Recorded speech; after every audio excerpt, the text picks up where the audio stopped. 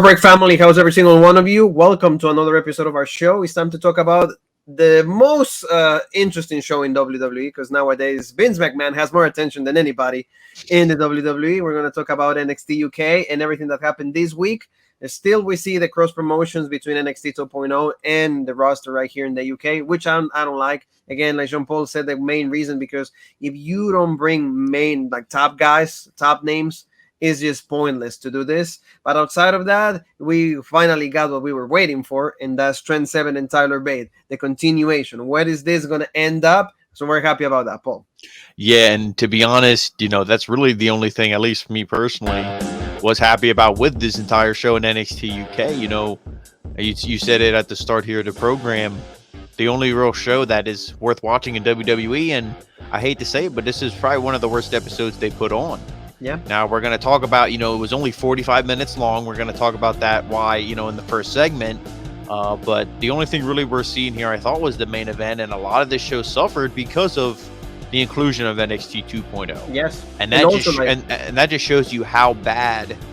And I'm not even going to blame the wrestlers, quote unquote wrestlers, because they're just being trained in 2-3 months and put on TV. When other people, that took years to get them on ready for TV. So absolutely, you can't blame the wrestlers, but they're being pushed and they're not very good, and it's bringing down the good talent here in NXT UK. That's another one. And also, we didn't hear from Dragunov. So, the champion is not there. Mako, we didn't even hear from her. We have somebody that wants to, maybe be number one contender, and somebody else that is going to make a return. So let's start to it. Thank you so very much for being with us. Two more things we're going to be in, next week. We're going to have, Forbidden Door also, like Jean-Paul. And we're not as excited, but hey, it's a pay-per-view. We got to talk about it. So, let's talk about Tiger TURAN. And that's, the guy that, we believe that it could be, Amir Jordan. But I think this match was supposed to be decent. At least Tiger will get the win. He will be good. But unfortunately, Josh MORRELL got injured. And the good thing I like about NXT UK, at least they play the whole story, the whole injury thing. They don't, they don't change the angle. They just give you what happened. And, in the end, he gets injured and the match has to be stopped. And like you said, that's why the show had to be only 45 minutes, which I like. But again, unfortunately, the situations happen in pro wrestling more usual than ever.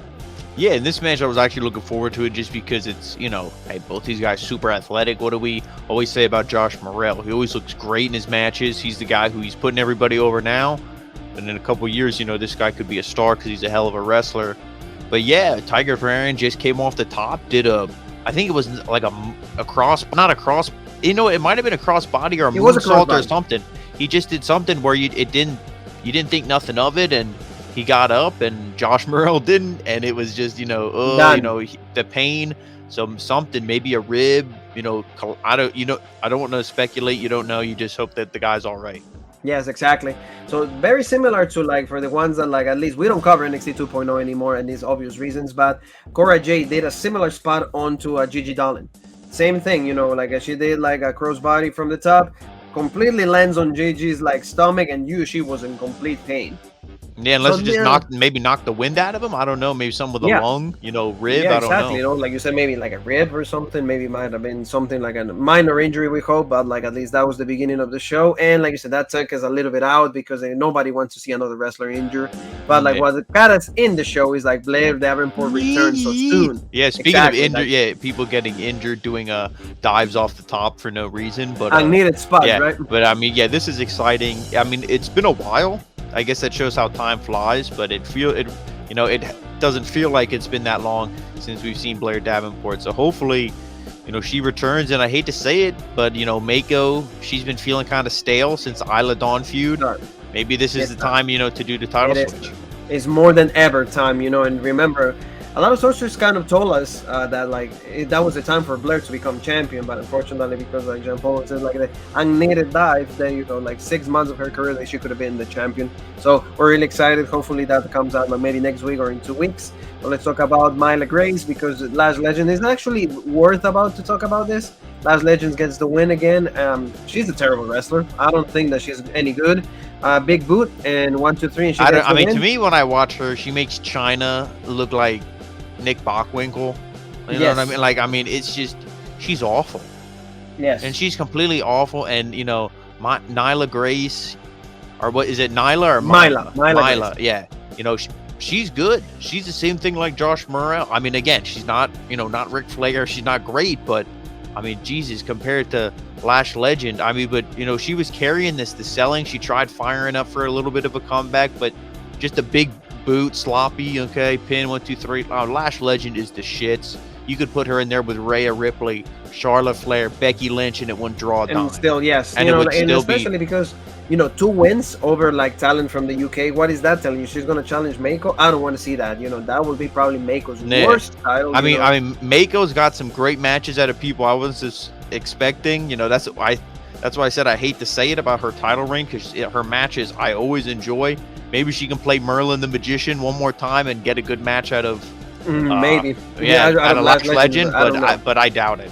That would be a rough one to do. But let's talk about this girl that unfortunately is the worst out of all the Asian wrestlers that have come to the WWE, because Asuka was successful, Kairi Sane was successful, Io was really successful, and Sheree, unfortunately, we all thought that she was going to go along with that path, but she hasn't been able to do so. Now she went to the cosplay and talks about Meiko Satomura. I don't like the way she looks now. To me, it's just the worst version of Sheree. We couldn't see anything. You remember, Paul, because that was when Triple H kind of got sick, he left, so they were never able to push Sheree the way they probably wanted to. Or Triple H, they definitely are playing it up with the whole anime cosplay kind of bullshit, and it's it's unfortunate because it really sticks out. I mean, I'm sure if this was in Japan or something, or even a promotion that was a little more funny, tongue in cheek, whatever, but like we say, NXT UK, they do have the jokes, but everything is usually portrayed legit, and you have her here, and I mean, I think she's going to beat Nina Samuels. I don't think this is the start of a Nina Samuels push. Yeah. So, I mean, hopefully, Sarray, she can show a little bit here on this brand what she was intended to be when Triple H and them hired her, and I wouldn't mind seeing a match with her and Meiko Satomura, because obviously you have the Japanese roots and everything like that, so that would be a cool matchup to see. And, I'm not going to say this is a career resurrection for her or anything, but hey, maybe a little run here, a good couple matches, we might actually get to see what her, talent would have been. I agree with you. So, hopefully they do something with this girl. But to finish it with a sentence completely botched. Yes, exactly. So I don't understand. We're going to see the first title defense on the floor. And then speaking of botched, oh my God, they're awful on the promo. I mean, the girl's good looking, so that's great. They have that going for them, but they suck. I feel like this is their bootleg garbage, dug out of the trash version of FTR. I feel like that's what they're trying to push these guys at. Oh, these two Southern boys, they love fighting. They're awful. They're not good.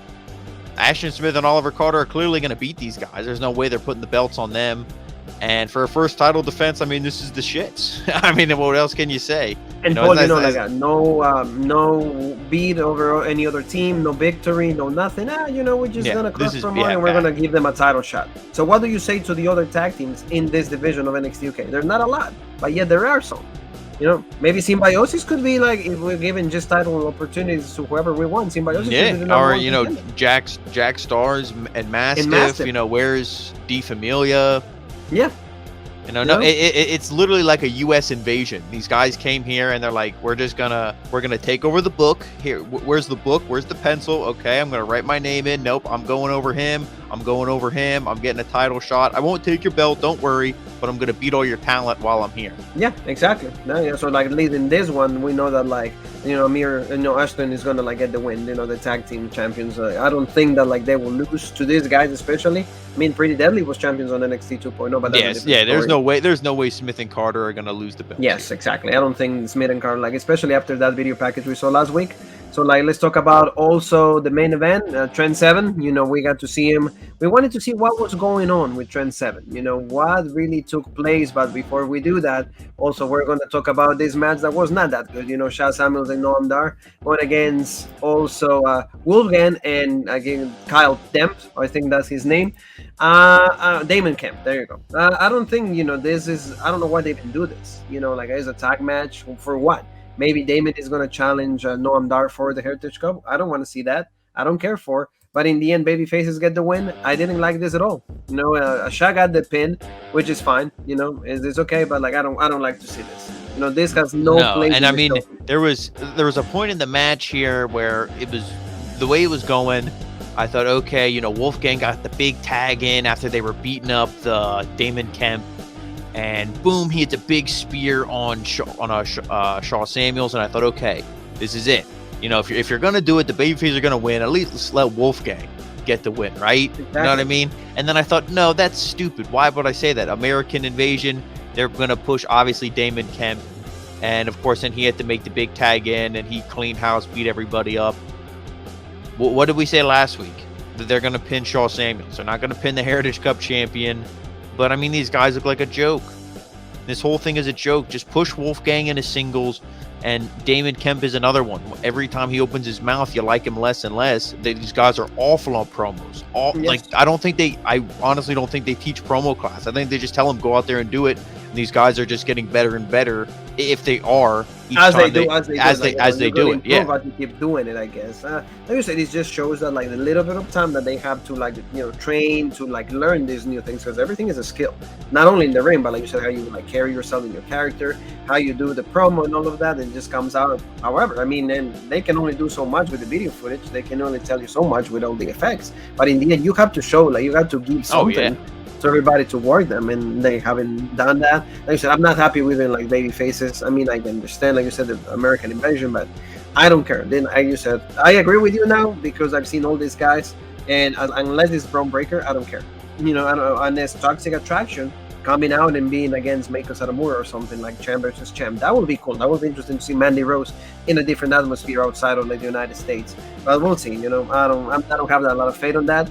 This is the main event, and this is what we wanted to see, because, again, no Ilya Dragunov mentioned, no number one contender on that title. So here, at least addressing the NXT universe, you know, NXT UK universe, because of what happened with them losing those titles. So I come out. He's just had, you know, it says a lot of things about how he was the father of NXT. Did you like this? I think that it was pretty well done. I like how everything, you know, came to fruition, and how he did the heel turn. Yeah, I mean, this whole thing was great. I mean, it sucks because we knew that this was what was going to happen, right?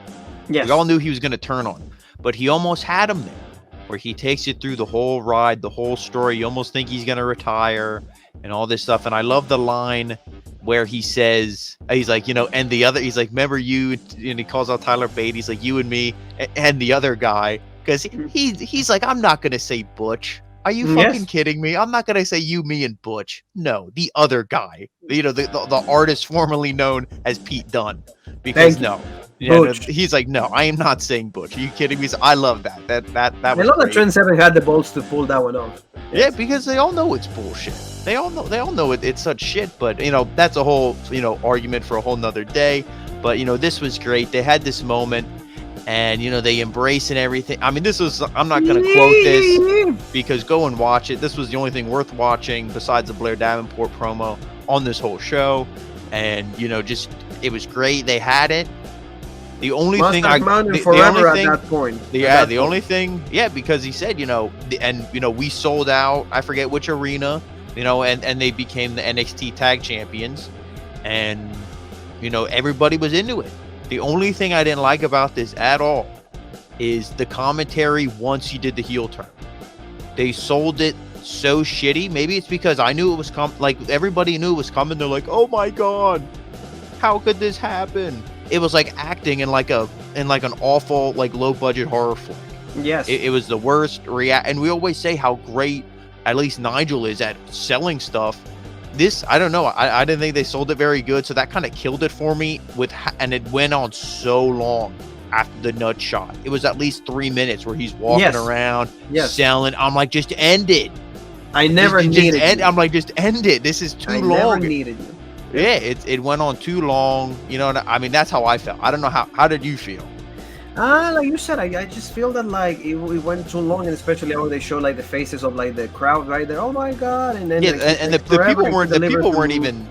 Oh, sorry, I was just gonna say the people weren't even selling in that, because everybody knew it was coming. You know everybody. I mean, it's the only way for these two guys to continue to have some kind of, like, relevant feud here in the NXT UK. That was the only thing. I mean, he delivered, like, his finisher really good, and then I really like this posture and this, like, you know, that's legit. The death of Mustache Mountain and everything in the eyes of Trent 7, but again, he has a purpose, and what is it? You know, Tyler Bate did not follow through in the friendship and keeping those tag team belts.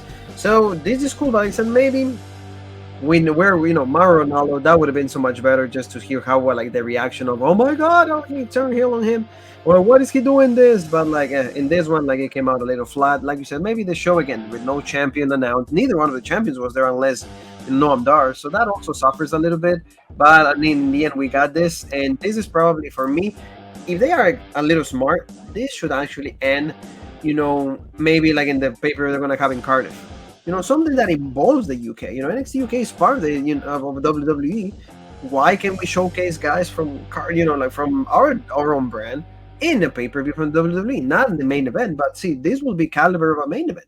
Yeah, I was gonna say, especially because these guys are gonna put on these guys are gonna put on matches that are gonna be worthy of a pay-per-view, not some of these Baron Corbin and Madcap Moss or the Usos versus the RK Bros for the 7th time. We're gonna see something that the people are actually gonna want to see. Roman Reigns for the 10,000th time. SummerSlam is gonna be so great, right? Oh yeah, So I mean, that main event for 5-6 years already. I just want a whole another UK pay-per-view.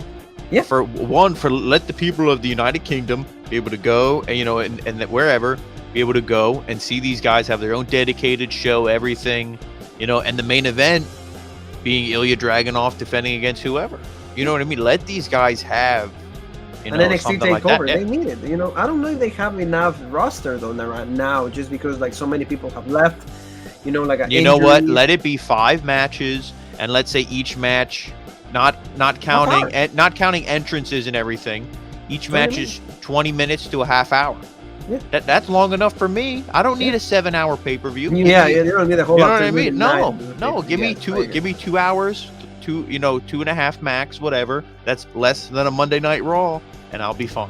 And then it will be good. And like you said, they need to do that for the benefit and for the sake of this brand, rather than keep promoting like NXT 2.0 guys, especially no name value in neither one of them. So who are these guys? Oh, Lash Legend, she's not even featured on regular NXT 2.0. Why should I care? When she's and considered like NXT 2K a minor brand or like a lesser league. I don't understand why. But family, thank you so very much for being with us. We love you, we appreciate you, and don't forget next week we'll be back with NXT UK Forbidden Door. Maybe 1 or 2 more videos. It all depends on timing. We like to deliver the best we can. So Jean Paul, where they can find us? And follow us on all of our social media. Rope Break on Facebook, the OG Rope Break on Twitter, Original Rope Break on Instagram, Twitch, and TikTok, and of course right here on YouTube, the home of the #1 podcast in the YouTube wrestling community, the Original Rope Break. And you and me have one more thing that is left to say, and that is...